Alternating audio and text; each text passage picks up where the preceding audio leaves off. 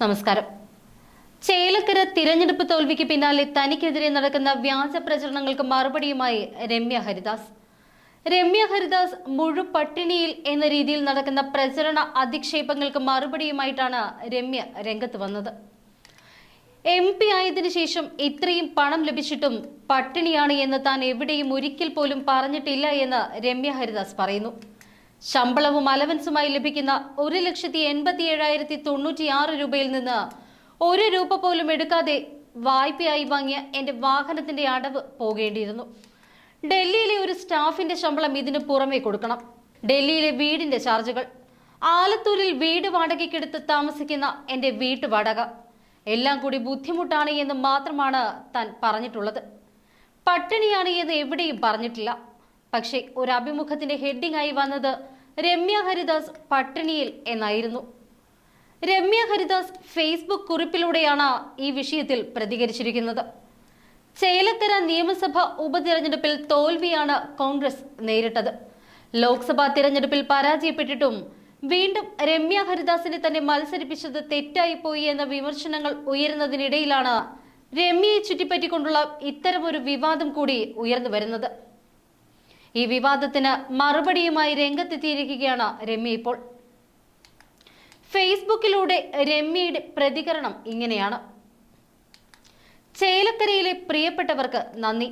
പ്രചരണ രംഗത്ത് കഠിനാധ്വാനം ചെയ്ത നേതാക്കളെയും സഹപ്രവർത്തകരെയും അഭിവാദ്യം ചെയ്യുന്നു.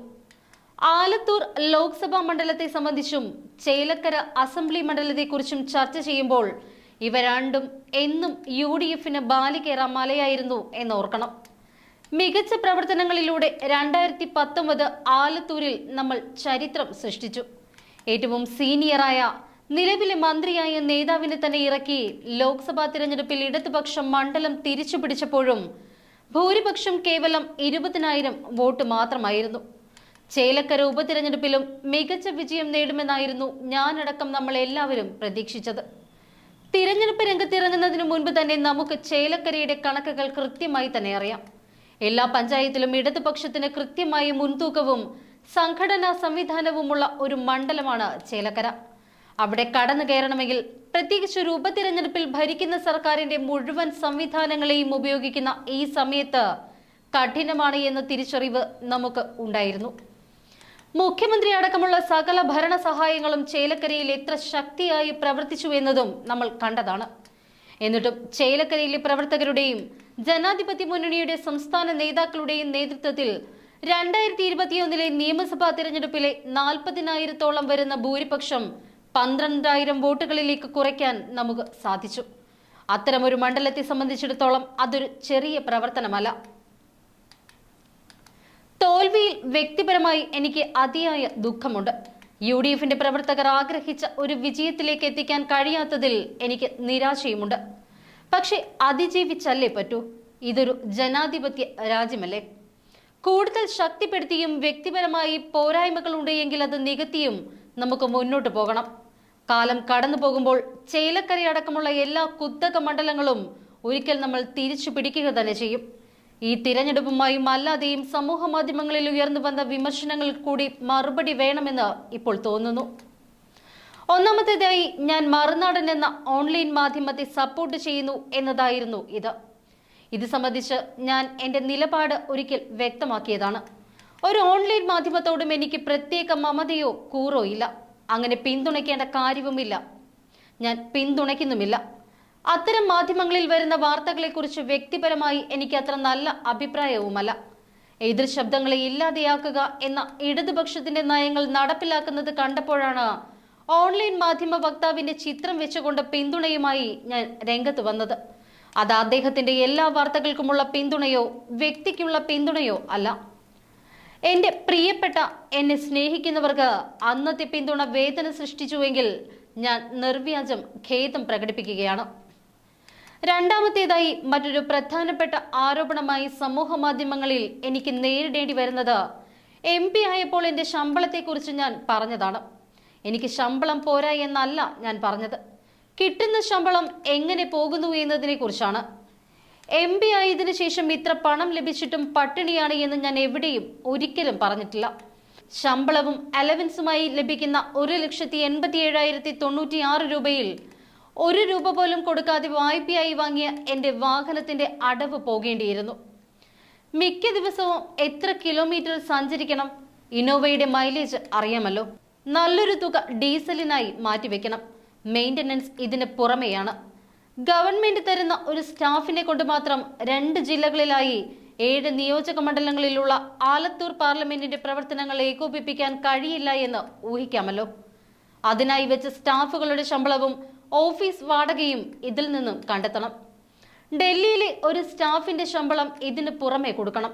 ഡൽഹിയിലെ വീടിന്റെ ചാർജുകൾ, ആലത്തൂരിൽ വീട് വാടകയ്ക്കെടുത്ത് താമസിക്കുന്ന എന്റെ വീട്ടു വാടക എല്ലാം കൂടി ബുദ്ധിമുട്ടാണ് എന്നാണ് ഞാൻ പറഞ്ഞത്. പട്ടിണിയാണ് എന്ന് പറഞ്ഞിട്ടില്ല. പക്ഷേ ആ അഭിമുഖത്തിന്റെ ഹെഡിംഗ് ആയി വന്നത് രമ്യ ഹരിദാസ് പട്ടിണിയിൽ എന്നാണ്. ഒരു സമ്പാദ്യവും എന്റേതായി എനിക്കില്ല. സാമ്പത്തികമായി ഏറെ പിന്നോക്കം നിൽക്കുന്ന ഒരു ജീവിത സാഹചര്യത്തിൽ ജനിച്ചു വളർന്നവളാണ് ഞാൻ. സ്വന്തമായി ഒരു കുഞ്ഞു വീട് സ്വപ്നം കണ്ട് ജീവിച്ച ആളാണ്. വർഷങ്ങളോളം എടുത്താണ് അതിന്റെ പ്ലാസ്റ്ററിംഗ്, നിലം വിരിക്കൽ പണി പോലും ചെയ്തത്. ഒരു ആർഭാടവും ഞാൻ എൻ്റെ ജീവിതത്തിൽ അന്നും ഇന്നും കാണിച്ചിട്ടില്ല. ഒന്നും സമ്പാദിച്ചിട്ടുമില്ല. 1 രൂപ പോലും ജനസേവനത്തിന് വേണ്ടി എടുത്തു വെക്കാൻ എനിക്ക് എന്റേതായി വരുമാനവുമില്ല. ഒരു മാസം വണ്ടി കൂടുതൽ ഓടേണ്ടി വരുമ്പോൾ പേടിയാണ്. കാരണം ഡീസലിന് നീക്കിവെച്ച കാശ് തീരുമോ എന്ന പേടി. 1 രൂപ പോലും കയ്യിലില്ലാത്ത ഞാൻ അടക്കമുള്ള പൊതുപ്രവർത്തകന്റെ അവസ്ഥ വിവരിച്ചതാണ് ആ അഭിമുഖത്തിൽ. വലിയ സമ്പാദ്യങ്ങളില്ലാത്ത, വരുമാനമില്ലാത്ത ഏതൊരു പൊതുപ്രവർത്തകന്റെയും അവസ്ഥ ഇത് തന്നെയാണ്.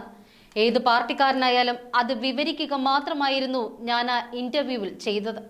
അത് യാഥാർത്ഥ്യവുമാണ്. ജനപ്രതിനിധിയാകുന്നതിന് മുൻപ് നിലമ്പൂരിൽ ജോലി ചെയ്യുന്ന സമയത്ത് ലഭിച്ചിരുന്ന തുച്ഛമായ വരുമാനം കൊണ്ടാണ് ഞാനും എൻ്റെ കുടുംബവും ജീവിച്ചിരുന്നത്.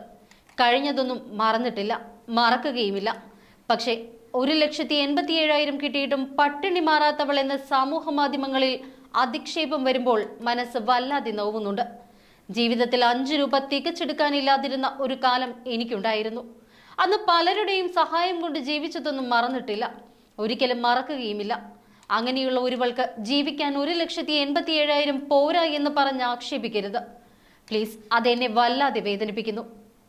ഇനി ഞാൻ അവതരിപ്പിച്ച കണക്കിന്റെ പേരിൽ അധിക്ഷേപം വേണ്ട പ്ലീസ്. എന്നെ സ്നേഹിക്കുന്നവരുടെ അറിവിലേക്കായി പറഞ്ഞതാണ്. തോൽവിയിൽ നിന്നും പാഠം ഉൾക്കൊണ്ടുകൊണ്ട് മുന്നോട്ട് പോയവരാണ് നമ്മളെല്ലാം. ലോകം മുഴുവൻ അടക്കി വാണിരുന്ന ബ്രിട്ടീഷുകാരെ നിരന്തരമായ പ്രവർത്തനത്തിലൂടെ ഇന്ത്യയുടെ മണ്ണിൽ മുട്ടുകുത്തിച്ചവരാണ് നമ്മുടെ മുൻഗാമികൾ. എല്ലാ കോട്ടകളും വീഴുന്ന ദിനങ്ങൾ വരും. ചങ്കുറപ്പോടെ ഒറ്റക്കെട്ടായി നമ്മൾ പ്രവർത്തിക്കും. തിരുത്തലുകൾ വരുത്തേണ്ടിടത്ത് തിരുത്തലുകൾ വരുത്തും, വരുത്തിയിരിക്കും. നമ്മൾ തിരിച്ചു വരിക തന്നെ ചെയ്യും.